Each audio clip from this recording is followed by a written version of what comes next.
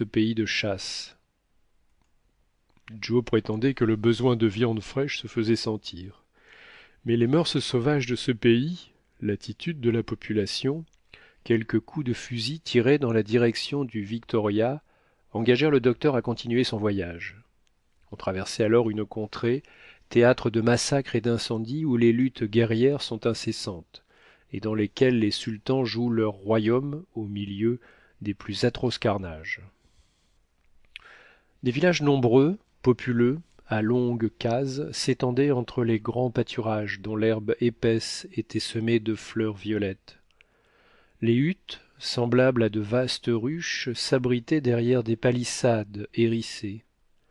Les versants sauvages des collines rappelaient les glaines des hautes terres d'Écosse, et Kennedy en fit plusieurs fois la remarque.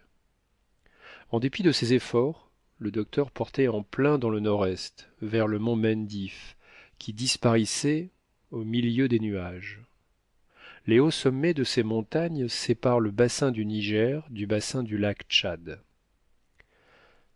Bientôt apparut le Bagélé, avec ses 18 villages accrochés à ses flancs comme toute une nichée d'enfants au sein de leur mère. Magnifique spectacle pour des regards qui dominaient et saisissaient cet ensemble. Les ravins se montraient couverts de champs de riz et d'arachides. À 3 heures, le Victoria se trouvait en face du mont Mendif. On avait pu l'éviter, il fallut le franchir. Le docteur, au moyen d'une température qu'il accrut de 180 degrés, 100 degrés centigrades, donna au ballon une nouvelle force ascensionnelle de près de 1600 livres. Il s'éleva à plus de 8000 pieds.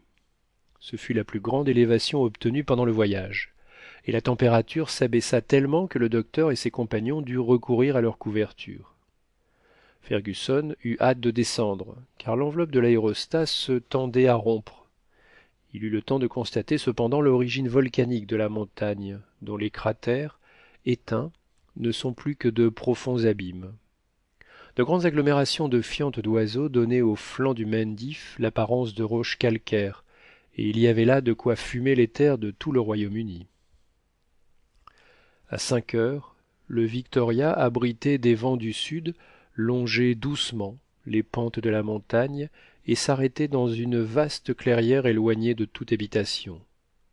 Dès qu'il eut touché le sol, les précautions furent prises pour l'y retenir fortement, et Kennedy, son fusil à la main, s'élança dans la plaine inclinée. Il ne tarda pas à revenir avec une demi-douzaine de canards sauvages et une sorte de bécassine, que Joe accommoda de son mieux. Le repas fut agréable, et la nuit se passa dans un repos profond. Fin du chapitre 29.